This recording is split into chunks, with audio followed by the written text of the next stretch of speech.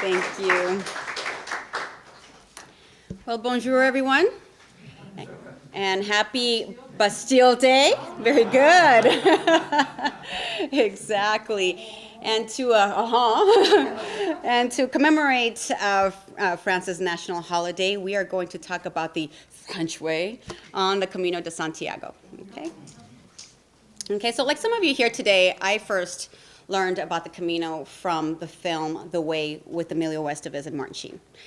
And I remember sitting in that theater in 2010, and I couldn't help but feel this profound sense of sadness when I sat there and watched this movie, because for the first time I realized that there were some items on my bucket list that I probably wasn't going to get to, right?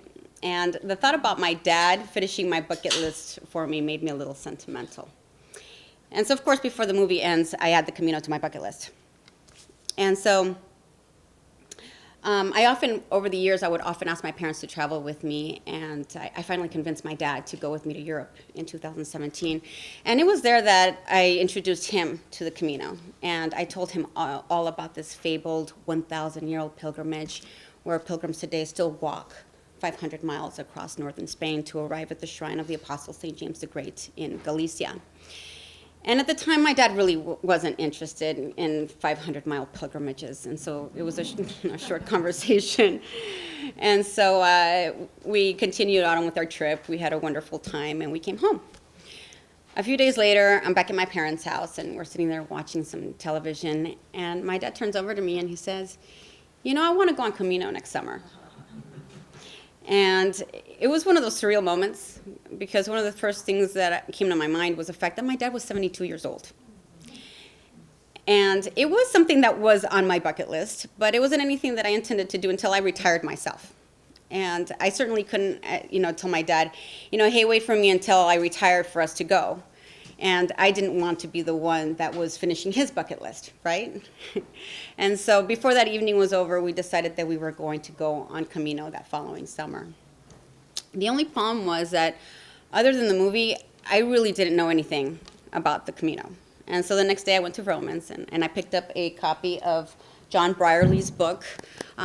This is about the French way on the Camino de Santiago. It's a very thin book, but it's densely packed with all the information that you're going to need to do this Camino.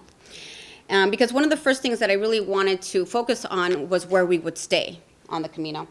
I realized that from watching the film that Martin Sheen slept outside a couple of times.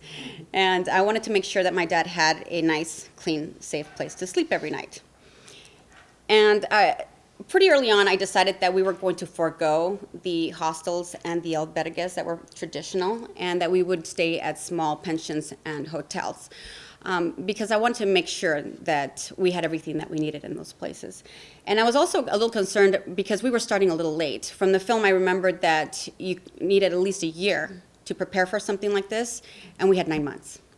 And so once I started looking at all of John Brierley's suggested stops on the Camino, and I plugged them into the booking sites on the internet, I realized that there were plenty of places to stay along on the Camino. However, you have to remember that I am tailoring this trip for my dad, who was going to be 73 years old at the time. So there were pretty specific things that I was looking for in a hotel. I needed to do everything that I could to ensure that my dad's trip was going to be a success. And so what was I looking for in these hotels, in these small pensions? First and foremost, I was looking for places that were right on the Camino de Santiago. You're going to find that once you start looking for places, there are many cute little boutique hotels that are maybe 3 or 4 or 5 kilometers from the main trail. And the last thing that you want to do when you're walking 14 to 16 kilometers on average every day is adding more kilometers to your trip. And so we needed to find places that were right on it. Now, in all fairness, some of these boutiques that are located a little bit further away do offer like a shuttle service, and so they'll pick you up on the main trail, they'll take you all the way back, and then they'll come back and drop you back off where they found you. But in that sense, I really wanted to stay as true to the Camino as possible, and I wanted to be carless, and so I didn't want that to be an option. And so we just had to focus on places that were right on the Camino. I was also looking for places that have a private bathroom. It's very common on the Camino that you're going to find places to stay that have a shared bathroom. And I wanted to make sure that my dad had immediate access to a bathroom as soon as we finished the walk, because I wanted him to get cleaned up, have a meal, and get as much rest as he possibly could before he had to do it all over again the very next day, right? And on that same vein, I was also looking for private bathrooms with a bathtub. I didn't know if we were going to find ourselves in a situation where we were going to have to wash or dress wounds or soak injured feet, and I wanted to make sure that we had a place to do that. Fortunately, we didn't use it for any of those reasons, but it really came in handy to like soak and wash our clothes every night. So you might want to consider that. The third thing that I consider most important was breakfast included. And being a breakfast person myself, I realized that most people are not. And most people will tell me, well, I'm not a breakfast person, I'm not hungry for breakfast. And what I think people don't really understand is that you may not be hungry, but doesn't mean that your body doesn't need nutrients and that you're not dehydrated. And that can't be more true than on the Camino de Santiago. So I highly recommend that if you go on the Camino, that you make sure that you have a full breakfast before you leave every morning on your walk, because you don't really know where your next meal is going to come from. So you make sure that you have a full breakfast included. Now, the next two items that I'm going to talk about are technology. Now, I realize that you're going to go out in nature, and the last thing that you have to be worried about is your phone and that sort of thing. But I want you to take what I'm going to say into consideration. Now, the first of it was Wi-Fi. I recommend that when you go on any trip to always reconnect with someone back home. And now it's really easy to do that with social media or sending a text message or whatever. You're not going to do it, to each and every person, but find one easy way, or maybe one person that you're connecting with, just to let them know where you are every single day. I don't recommend that you do this while you're on the Camino, but until you get to your final destination every single night, so that they know that you arrived there safely. The second thing is a television. Now, I know you don't go on the Camino to watch a television, and I'm not even a television person myself, but my dad is. And I wasn't going to deprive my dad of watching TV for the next 5 weeks, right? But it turned out to be a really fun part of our Camino, because we went just in time for the World Cup. And so we would walk all day, and then we would watch the game at night. So it was a lot of fun, right? And another reason is if you are learning Spanish, or maybe you already know Spanish and you're trying to get used to that Spanish accent, it's a nice way to just, sit back and relax and watch a little bit of Spanish television, right after your walk. Which brings me to my next point, language. And so I want to say that, I guess, will you have a successful Camino if the only mastery of a language you have is English? Absolutely. Will you have a much richer experience on the Camino if you have at least a base of another language in addition to English? Most certainly. And reason being is that language is more than communication. It's about having deeper conversations about life, politics, and religion, and having the opportunity to connect with people from all over the world. El lenguaje es más que comunicación. Se trata de tener conversaciones más profundas sobre la vida, la política y la religión, y la oportunidad de conectarse con personas de todo el mundo. La langue est plus que la communication. Il s'agit d'avoir des conversations plus approfondies sur la vie, la politique et la religion, et l'opportunité de se connecter avec des gens du monde entier. Il linguaggio è più che la comunicazione, si tratta di avere delle conversazioni più profonde sulla vita, la politica e la religione, e l'opportunità di connettersi con persone di tutto il mondo. Okay. Thank you. That's my impression of It's a Small World. So, full disclosure, I actually do not speak Italian, but I'm in the process of making a point. So many years ago, I was teaching summer school, and I had a student come in a few days late into the term. And so I had him sitting across from my desk, and I was explaining to him all of the assignments that he had missed. And in typical teenage fashion, he's slouched all the way back in his chair, and he's giving me these one-word answers. Yeah, all right, okay. And so, and I caught a whiff of an accent. And so in an effort to squeeze 2 words out of him in a row, I asked him very casually in French if he spoke French. And in that moment, this kid's face completely melts. and he sits up in his chair, and he transforms into a chatterbox. And he begins to talk and talk and talk. Unbeknownst to me, he had immigrated with his family from the Congo, and he hadn't been able to have a full conversation with anybody other than his immediate family in the last 2 years. Wow. It's a lot. Yeah. Summer school ended that day, and he continued his conversation to me for another hour. And the biggest takeaway I had from his conversation to me that day was that he didn't want anybody to think he was dumb or stupid because he couldn't quite communicate his knowledge base or what he really wanted to say. And so what I'm trying to illustrate with this story is, it's not realistic to think that in the year that you're preparing for this Camino, that you're going to master a language to the point where you're going to be able to have a deep philosophical conversation with somebody. But you will acquire enough comprehension skills to be able to listen. And a place like the Camino de Santiago, where people go to get lost, to find themselves, I can't think of a better place to practice your listening skills. And that's what I did with the Italians. Okay? So, the next one.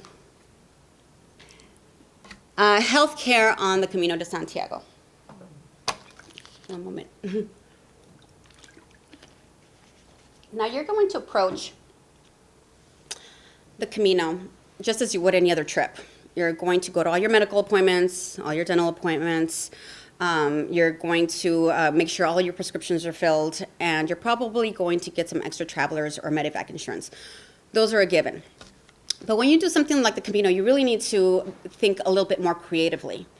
And so, for example, I've been taking first aid CPR almost every other year since I was 16 years old.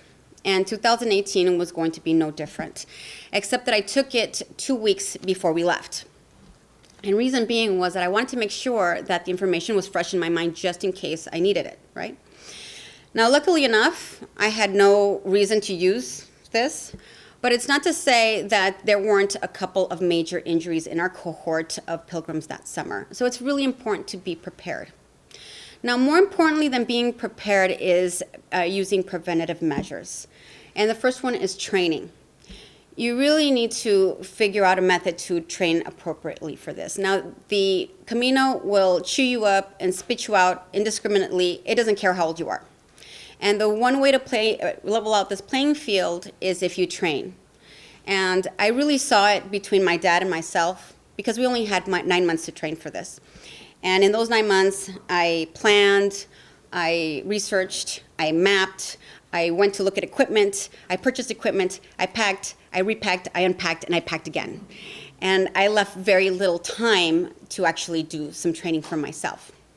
My dad, on the other hand, was walking every single day. And on the weekends, he was, walking 8 miles up trails. And so then my dad and I leave on the Camino, and we walk the exact same route, and we have totally different experiences. I have an excruciatingly painful Camino, and my dad had a Sunday afternoon stroll at the park every single day. And so I can't emphasize enough how important it is to train. I recommend the American Pilgrims on the Camino. There are many, many chapters all over the United States. They have many people who have done this not once but several times, and they can give you many pointers. And they also have many opportunities to do practice walks for the Camino. The second one is equipment. One piece of equipment that I wasn't considering was the walking sticks, the use of walking sticks. And a couple of months before we left, I met a woman who runs a walking group around the Rose Bowl. And I explained to her what we had planned to do. And she explained to me why the walking sticks were so important. And she says, the walking sticks are important, especially when you're walking over uneven surfaces, because it helps you with balance. And I thought that was perfect for my dad. And then she said, unlike walking alone, the walking poles provide an upper body workout. And I really like that for me. And so I went back and I told my dad all about it, and we had a discussion, and we agreed that we were going to use these walking poles. I have to say that they probably saved us a combined half a dozen bad falls on the Camino. There were a couple of times I came very close to the floor, but I caught myself with the sticks. So I highly recommend the use of walking poles whenever you're on uneven trails. But I also recommend that you get appropriate training for them, because they have to be adjusted to your height. And they also have these straps on them that need to be used properly, because if you fall, you can actually get more injured by wearing them. So you have to make sure that you're properly training the usage of these walking sticks. And finally, the thing that I think is the most important is that you really need to be hyper aware of your surroundings. You're out in the elements, you're sharing the road with other vehicles, with livestock, with other people. You're walking constantly over uneven surfaces under some of the most adverse weather conditions. You really need to be aware of where you're walking. On day 23 of the walk, my dad and I leave Rabanal del Camino and we're heading towards Molina Seca.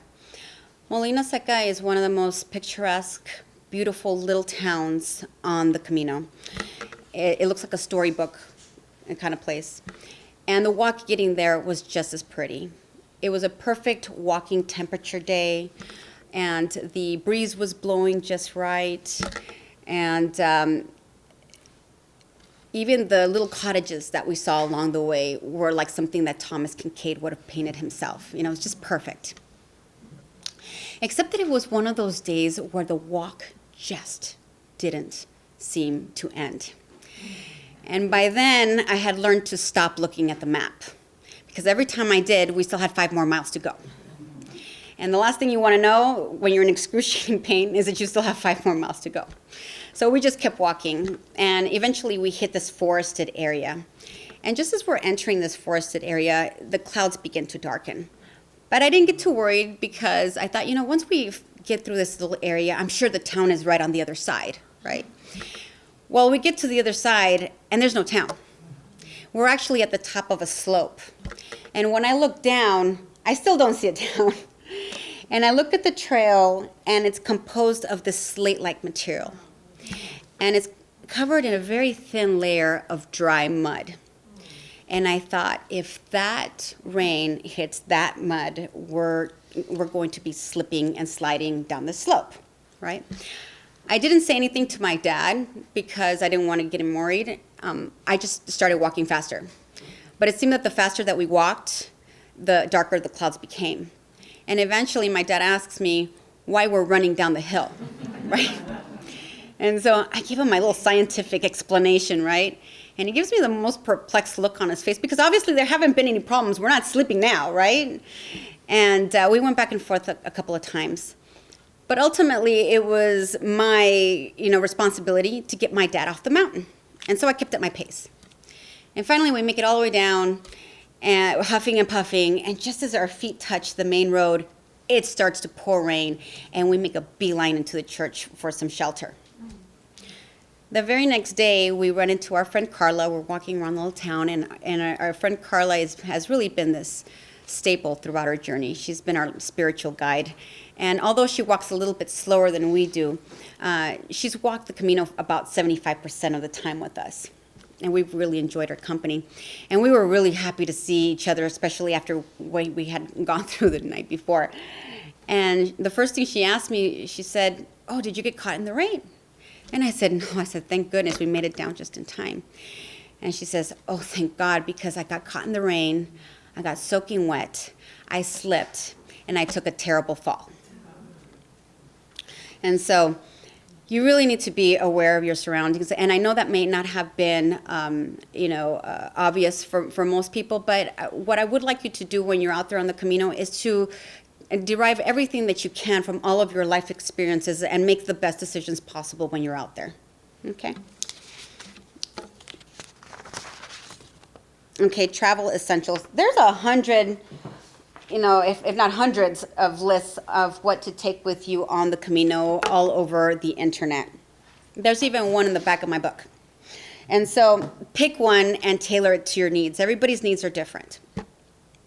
And so And I want you to use this part of the Camino to really involve your friends and family. You have a year to prepare for this.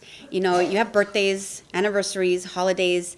Get them to buy you some, gift cards to a couple of your favorite stores, like maybe Costco or REI, to buy some of your essentials that you're going to need on this Camino, because the price of these items can really start to add up. Your shoes are expensive, your backpack is expensive, your poles are expensive, and so you might want them to become part of your trip in essence. And also use the holidays to purchase items as well. This is not a trip where you throw everything in your backpack the night before and, take off. My suggestion to you is to begin packing the day that you decide to go, because this is a backpack that needs to be absolutely right. You can't have any mistakes. This is not a trip where you throw in a couple of extra dresses and a pair of heels that you don't wear. Right? You have to make sure everything in there is what you're going to use. And my backpack, I got my backpack down to about 15 pounds. And I would say about 3/4 of the way into this trip, my backpack weighed about 10 pounds. I stopped carrying water. I lost a few items. I, used up, some of my products that I had. 10 pounds might as well have been 100. Because by then my body was, really broken up. I was really exhausted from the trip, and the 10 pounds just felt, really uncomfortable on my back. And so you really have to only take what you really need. And there are services that will take your backpack from one station to the next, but this is another aspect that we wanted to stay as true as possible to the Camino. We wanted to carry our own stuff. Now, this next item that I'm going to talk about is probably not spoken about too often. You need to really figure out a way to document your Camino. And you need to figure out something that is really true to you, whether you're going to write, paint, draw, take pictures, video, whatever it is. Find something that really speaks to you in order to record this.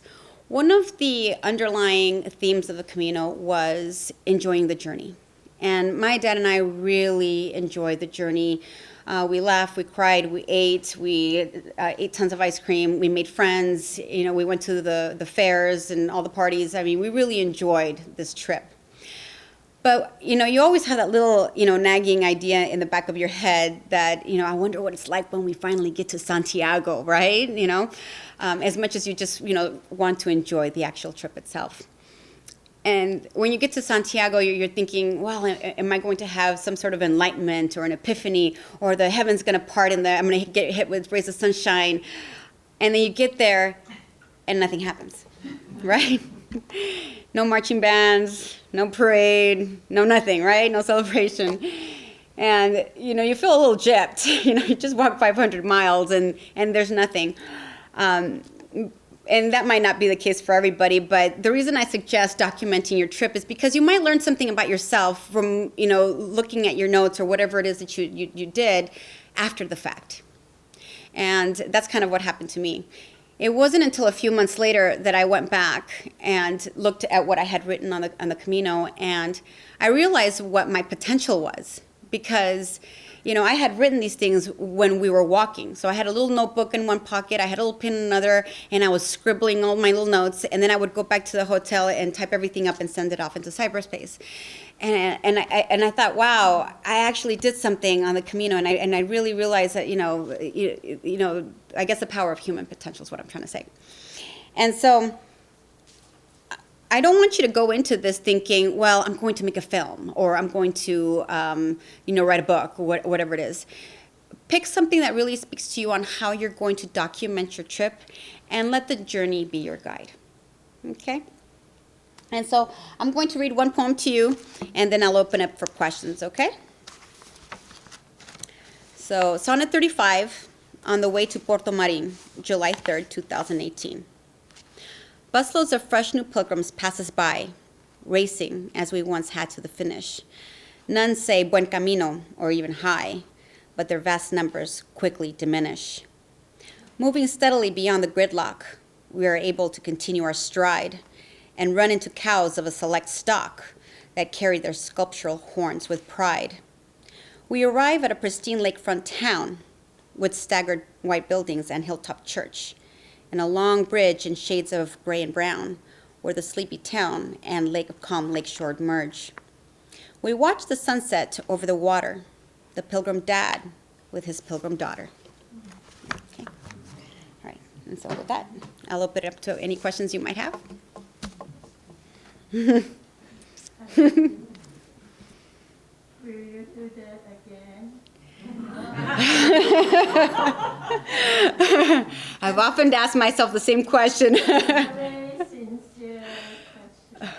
No, it's funny you asked that because, I met several people on the Camino that it was their second, third, fourth, seventh, 15th time. And I kept wondering, like, how could they do this again? And every now and then the idea sticks, in my head again, but I haven't quite made that decision yet. How many miles did you do?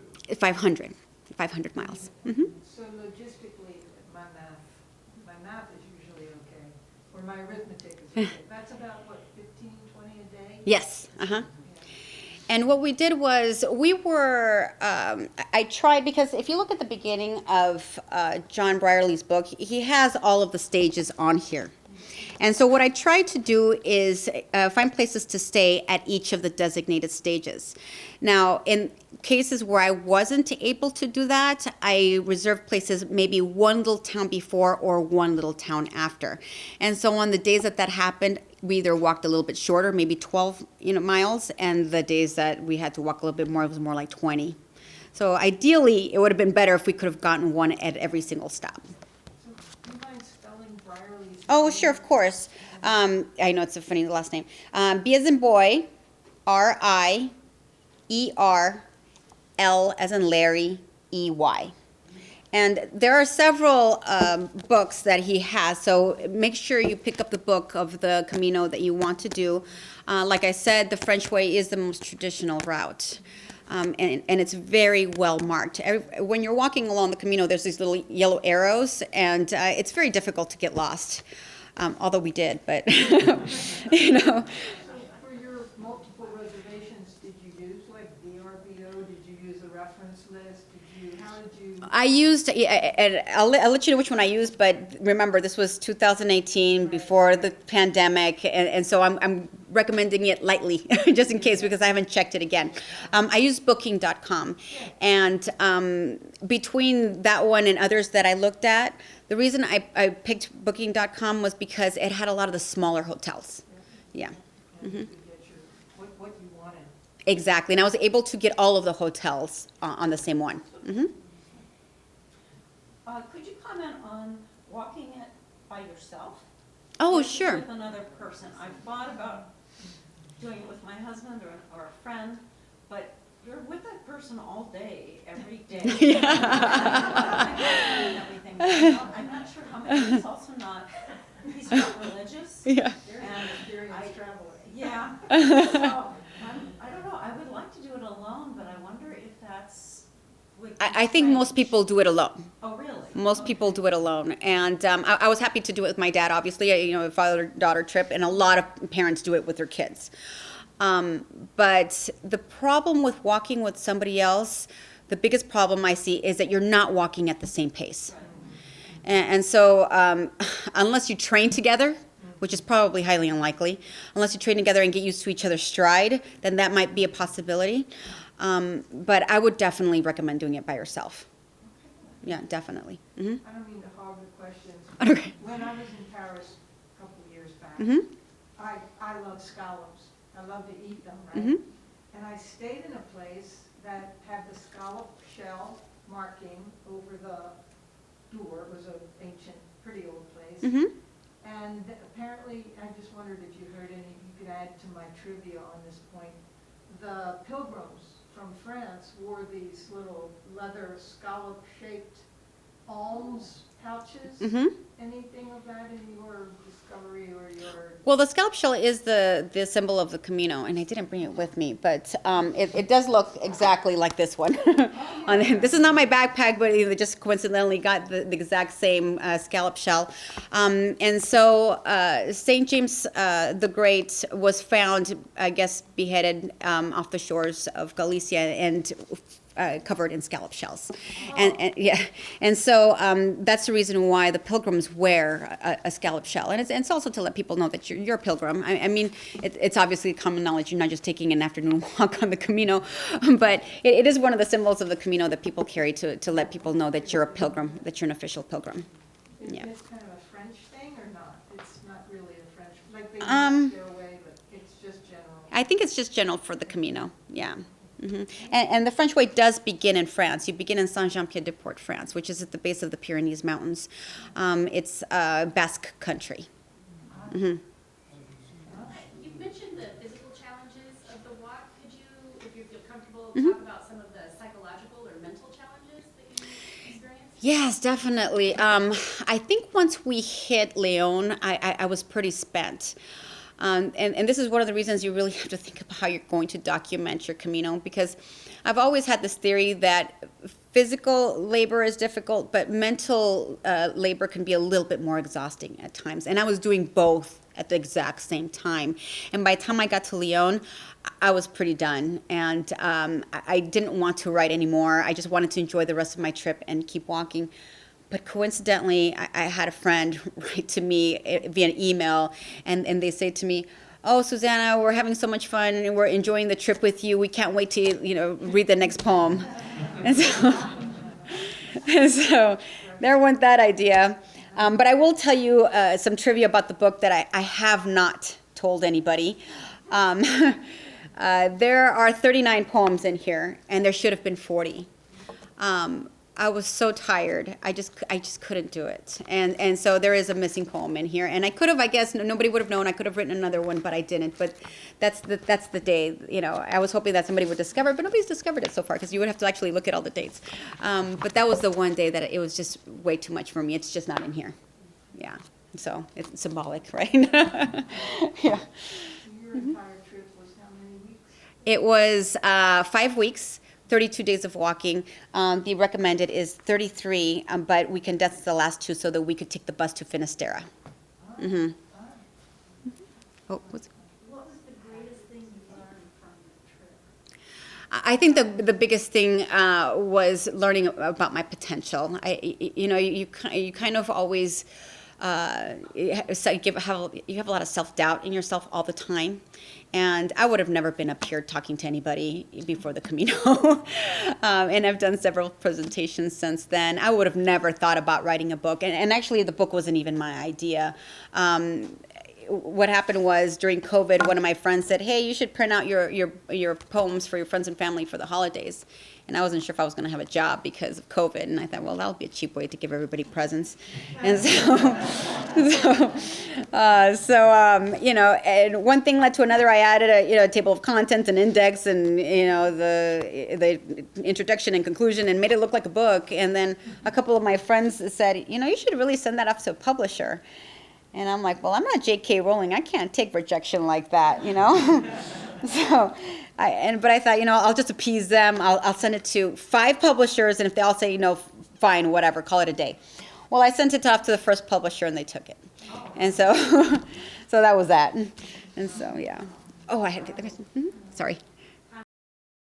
Taking the trip impact your relationship with your dad? I think it made us a lot closer, and we have a lot to talk about now, because you go through so much on the Camino, and it was just a really nice thing that we did, because almost soon after we were in COVID, and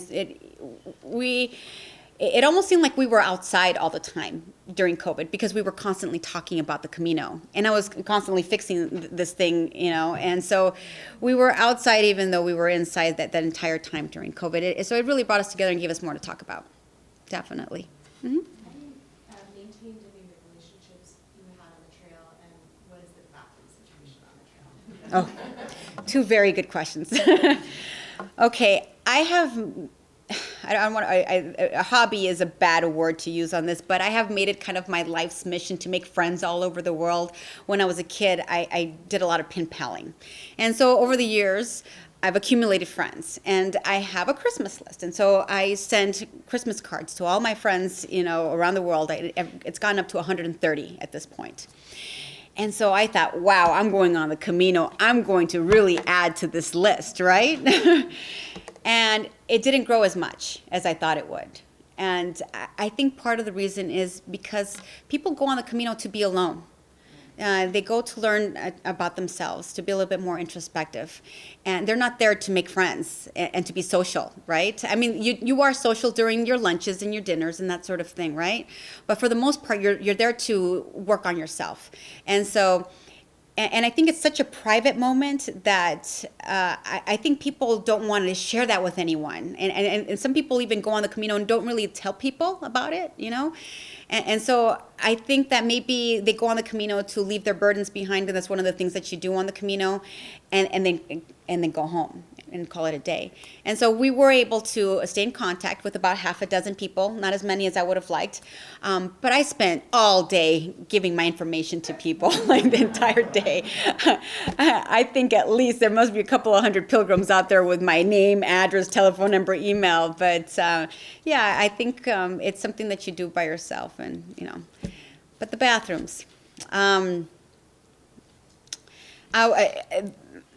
There were some pros and cons. The bathrooms we did find were all very clean, all the time. Always carry some extra toiletries with you, by the way. You know, especially some little bit of soap, because even though the bathrooms are really clean, there might not be soap. So, but sometimes you just had to be one with nature. Yeah, not the most comfortable, but yeah. How frequently would you say? I would say at least once or twice a day. Yeah, exactly. So my dad and I would be each other's lookouts. Yeah, I had a couple of close calls with some walking groups. Yeah, a little bit uncomfortable, but yeah. So, but try not to leave a mess behind.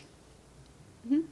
Were there long periods of time when you were completely alone, or was there always someone on the path near you? I would say for the first 3/4 of the Camino, we were alone quite a bit. But luckily, we found 2 individuals who walked most of the Camino with us. There was Carla, the woman I mentioned, and there was Father Ali from the Philippines. And so it was really incredible to walk the Camino with a priest, right? How lucky were we to walk something so spiritual with the priest? So that was a lot of fun. But like I said, it's very difficult to walk with people because everybody walks at their own pace. But you would see people occasionally. Oh yeah, you definitely see people occasionally for sure. Yeah, but usually it's better to see more people if you leave early. My dad and I would have breakfast and then go. You know, so yeah. What's the lowdown on what time of year? Oh, that's a good question. I always like to go to Europe in May. I think that's the best time to go. End of May. At least it's not, you know, too hot and too uncomfortable, too busy. But it had been a really rainy season, and everything was really sloshy and wet. And so, you know, it depending on what year you get. But the nice thing about our Camino was that everything got wet, and all the flowers bloomed everywhere. It was just an explosion of flowers everywhere. I mean, I've never seen anything like it. And so, but I recommend late May to leave. Exactly. Mm-hmm. Do you completely set your own pace, or I mean, can you go 6 days and then take a day just to rest, or who sets the pace on a journey like this? Oh, you do. And so my biggest thing on the Camino was to reserve all the little pensions and the hotels. The problem with doing that, though, is you have to make it to that pension, right? And so, and a lot of people did that. They reserved their places, and some of them were so injured that they just couldn't walk. And so they would take taxis. So they would take a taxi to the next one and the next one until they finally were able to walk again. There was somebody that I met that we walked with, and he just couldn't get out of his leg injury, and so he decided to do the rest of the Camino on a bike. And so you have options. Or you can do it on a horse as well, the last 100 kilometers or something like that. So you have options to do it. And you also, you can set your own pace at, you know, what days you rest. The average is like, I think, 3 rest days. Maybe, you know, walk a few days and rest one day. I highly recommend that you really look at the schedules, because there's a lot of fairs and parties in the Spanish love to party. So I would definitely figure out how to go around those dates. Or if you want to go and, like, for example, the running of the bulls, you do not want to be on the Camino for the running of the bulls. That hotel will cost you like $4,000. So, and if you get to Pamplona and you don't have a hotel, you're going to have to walk to the next town to be able to find one. Yeah. You just talked about a cohort though, so is there a loose kind of schedule? Yeah, sometimes? yeah. So your group of people that you walk with, you generally see the same people kind of over and over again. It's informal, I mean, it's just, that's who's doing it at that time. Yeah, yeah. So your class of pilgrims that year, exactly. And you kind of have to be careful on the Camino because if you have like an oopsie on the Camino, everybody knows. I mean, the gossip spreads like wildfire on the Camino. So you got to be really careful. Don't go out and get drunk and have some wild night out because everybody will know about it. So you mentioned what the physical problems that you encountered were, other than really sore feet, what other physical issues? I had really bad allergies and really horrible allergies. I ended up in the emergency room over it. My eyes were blood red. And I had to go to the emergency room in Burgos, paid a couple of $100. The doctor verified that it wasn't anything like an infection or anything like that. Gave me some steroid drops and it cleared up in a few days. I'm sorry? My feet, I probably had blisters every single day after the third day. And I do not recommend this. I kind of learned how to slice them and drain them because I had to keep up with my dad and I had to keep walking. But my feet were seriously very injured the whole entire time that we were walking. And they hurt for about a month after I came back. My feet were so swollen I couldn't even put shoes on, like my heels and stuff. I couldn't put them on. So it's a lot. You really put yourself through a lot, and that's why if you walk by yourself, if you don't feel well, then you can maybe slow down a little bit, take more breaks, take your shoes and your socks off, let your feet air dry, that sort of thing. Put your socks back on. You want to layer your socks as well. You want to wear the silk socks and then the wool socks on top of that. Because that way you don't have all that chafing. Yeah. The problem was that I got wet. Like on the third day of the Camino, I got totally soaked. My feet got wet. And it was just straight blisters after that. I couldn't get it under control. Yeah. My dad had one recurring little blister. That's it. The entire Camino. Equipment is very important too, by the way. Your shoes. I purchased the exact same equipment for my dad as for myself. Even the shoes, except that, obviously the men's version and the women's version. I've always had this theory that they don't make clothing the same way.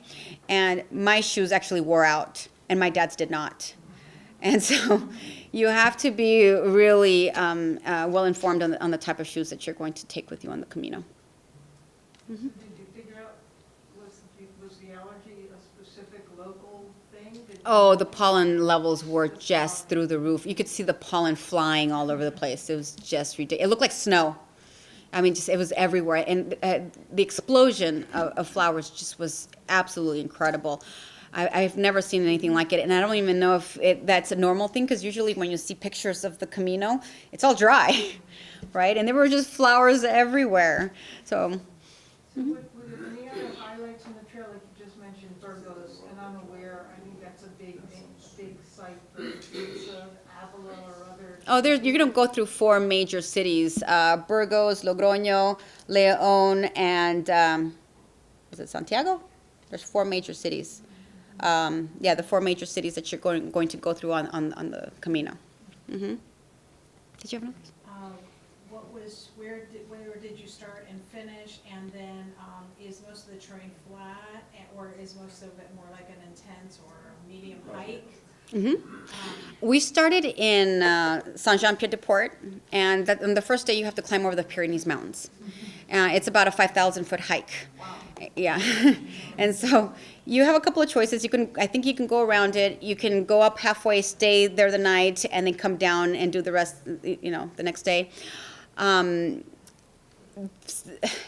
It constantly felt like we were in an incline, but that was pretty much the highest part. But for some reason, there were always hills. So it was flat in some areas, like on the plateau area, it was flat. But for the most part, we always felt like we were going up somewhere until we got to the highest point on the Camino, which was the Crucifero. But no, it was always, a lot of very uneven terrain and, a lot of going up. Yeah. So really you need to train like hiking and walking? Yes, Okay. exactly. Any other training exercises you would recommend? I would carry my backpack or something I would carry at least 10 to 50, exactly, 10 to 50 pounds, unless you're not planning to carry your backpack. But it's part of the Camino. You carry your things with you. And on the entire Camino, because a lot of people use a service where they take your backpack from one place to the next. But on the entire Camino, I only heard of one person having their backpack lost or stolen on the entire Camino. And so it's relatively safe. Not 100%, but it's relatively safe. So, of course, you don't want to be that one person. Yeah, you can purchase. There's places all over the Camino. If you lose your backpack, you can buy all of your equipment all over again. Did you speak French and Spanish before, or did you learn them for the trip specifically? No, I already spoke them before. So I grew up speaking Spanish. That was my first language. I learned English, and then I went to school to learn French. And I have my degree in French, and I lived in France for about a year. I did try to learn Italian for a previous trip. And I wish I would have really focused on that for this trip because, like I said, I mean, I could listen, but I really couldn't engage too much in conversation. Yeah. So I highly recommend that you pick up some language. I mean, there's all kinds of apps and things on YouTube that you pick up another language. Definitely. There were a lot of Italians, a lot of French. It kind of is, but you see people from all over the world. There's actually a lot of Koreans that do the Camino. A lot of Koreans, so you can pick up on your Korean. Yeah. Why does it take so long to prepare? And second question, shoes. I have a friend who went, and they went through 2 pair of shoes, but it was unclear to me. How do you get new shoes, or do you have to carry them?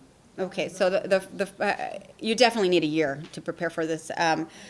The 9 months wasn't enough, especially if you have to do all your research, you have to read all the books, you watch all the YouTube videos, and I think psychologically you need to prepare for something like this, because at some point you're going to get to the point where you just don't want to walk anymore, and you just have to keep yourself going somehow.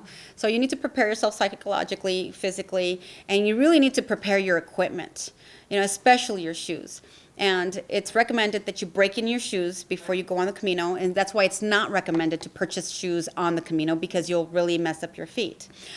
And so what I did, because the tread on my shoes ran out, I went to the pharmacy and I bought Dr. Scholl's, and I layered it up with many layers of Dr. Scholl's on the bottom. And so I definitely recommend that you spend a lot of time looking at equipment because there's just so many products out there. It can be so daunting to look at everything. But yeah, and you should take 2 pairs of shoes, 1 pair of hiking shoes, and then one of those kind of sandals that you use they have like a little bit of tread underneath. Not the pretty ones, but the ones that are yeah. And because you want to let your feet rest a little bit and let them air out.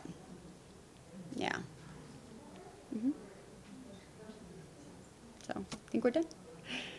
Did you just take a backpack with you, or you had a luggage and extra clothes? Just the backpack. Just the backpack. That's the whole backpack. trip was- 1 backpack. That was it. Did you bring the backpack by any chance? Do you have the backpack by any chance? No? Oh, you don't have. Okay, never mind. It was just a little Osprey backpack. Yeah. And it has the camel pack on the back. Yeah. Yeah. Yeah. You didn't talk about food. Oh, that's because I didn't talk about food because I had a whole other video on YouTube about food. It's a whole conversation about food. It's a whole 30 minutes plus some questions and answers. So if you go on YouTube and you put Susana Porras, you can see the video on food. And at the end of it, there's also another video where I talk about all the general things on the Camino de Santiago. So there's 3 videos. Well, there'll be 3 videos with this one. Yeah, so if you just type up my name, you'll be able to see the other ones. And hopefully I've answered all, between the 3 videos, hopefully I've answered most of the questions that you would have for the Camino. Make sure to check K-Pass as well. Oh, and K-Pass. PasadenaMedia.org. Exactly. So, sure. So among this, No, go ahead. among these 50-some days, how many days do you remember were rainy days? Oh, goodness. I would say it probably rained maybe about 35% of the time. Wow. Yeah. And one of my biggest mistakes was not taking a poncho. Yeah.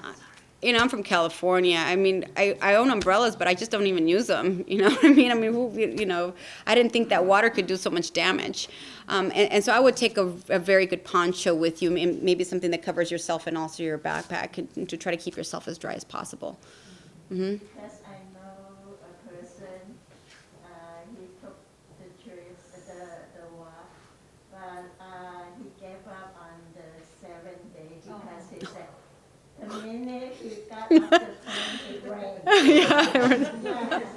It's not a physical difficulty. He was, The rain.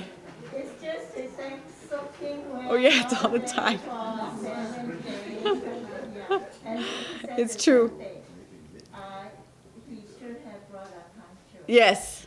Yes, definitely bring a poncho. So I'm an obsessive AccuWeather.com Mhm. checker, so, I mean, you can look and at least get a hopeful assessment of what's gonna be where. Oh, yes, definitely, definitely, yeah. And, there's only so much you can do. You don't know how many hours you're going to end up walking that day. You might stop and talk to a friend, and they'll set your whole schedule off, and next thing you know, you're, getting rained on. And so, You can set your own pace if you have unlimited time. yes, definitely. And definitely get that wicker fabric clothing that dries fast. Mhm. Was Carla okay after her spill? Did she? She was. Thank goodness. Yeah. There were a couple of pilgrims that were not. There was a woman, I think about her all the time because coming down from the Pyrenees Mountains, she fell and she broke her arm. Yeah, and she actually walked the entire Camino with a broken arm. I mean, she got it set and everything. I've always considered myself to be somebody who's strong, but I'm not sure if I would have been able to walk the Camino with a broken arm. I mean, that really says a lot about her. I mean, was just really incredible that she did that. But I don't think I would have been able to do that. And there was another woman who also slipped and fell, and she stopped the floor with her face. Make sure you use your hands. And she had a really bad gash on her forehead. That's why you got to really use those poles to keep you from falling down. Yeah, the fall's going to be really bad. I was really concerned about my dad because my dad had a previous injury that he had on a wrist that he had injured twice. He had broken the same wrist twice over the years in the same place, and the second time he had to have pins put in there. And I thought, if he falls and breaks it again, we're going home because there's no way that they would have been able to fix it. And so that was one thing that I was hyper careful about with my dad. Yeah. Mm-hmm. Would you consider doing just part of the trail, or are there any drawbacks between people? Oh, if you only do part of it, you mean? Yeah, and then doing it consecutive years, the different parts of the trail. Yes, if you the Europeans do that a lot. So they'll do I think they split it up in 5. So they do 1 week, they go home, and the next time they start where they left off, and then they do another week and they go home.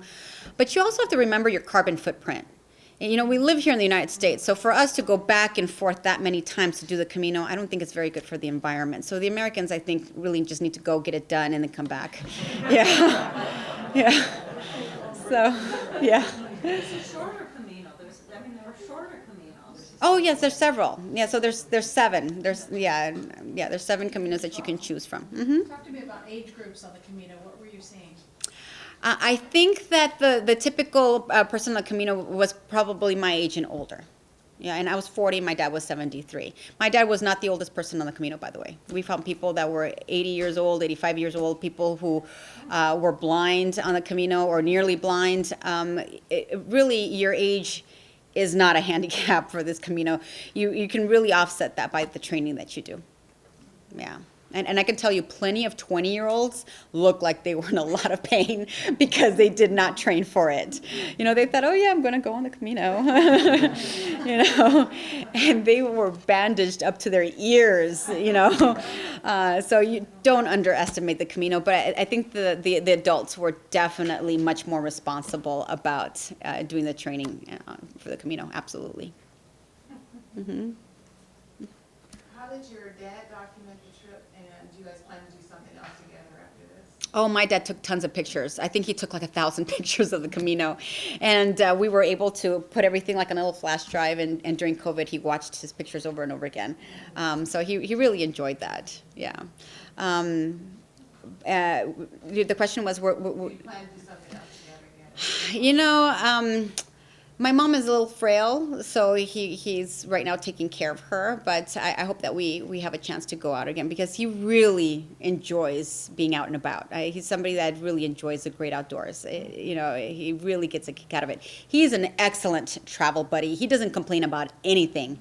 He loves everything. He eats everything. He'll get up whenever you get up. He'll go to bed whenever you go to bed. I mean, he's an excellent travel buddy. And you know what I'm talking about, right? You've traveled with people that are not good travel buddies, right?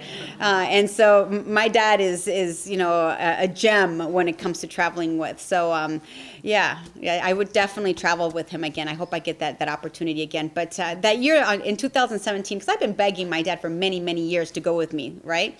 But I wasn't sure if I was ever going to get the chance to take him again.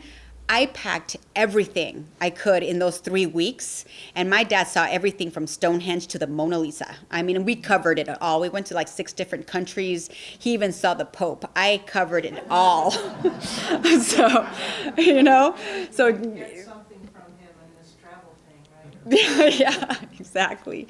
So, by the way, he didn't know that I had written this book, so he got a kick out of that too. He saw me writing notes and scribbling and stuff, but he had no idea. He didn't know until the day that I took him down to Romans, and so he got a really big kick out of it. Available at It was available at Romans, yeah. So I took him down there and I said, "Hey, Dad, look, there's a book on the Camino. You want it?" And he's like, "No."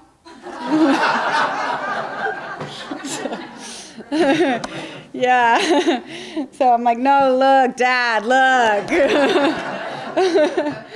So yeah, he's got a big kick out of it. People recognize him and stuff, and you know, people are like, "Wow, you did the Camino!" Yeah, he's like the hero, you know. So yeah, I have a lot of friends that are older, and they're like, "Wow, you're my hero! You did 500 miles on the Camino." So he's really gotten a big kick out of doing it, definitely. So thank you so much for being part of this program. I enjoyed spending some time with you today, and I am available via email if anybody wants to ask me any questions after, if you remember something that you would like for me to answer. So thank you so much, and I'm also on Instagram at sports55. Thank you. Isaac. Isaac. ISAAC.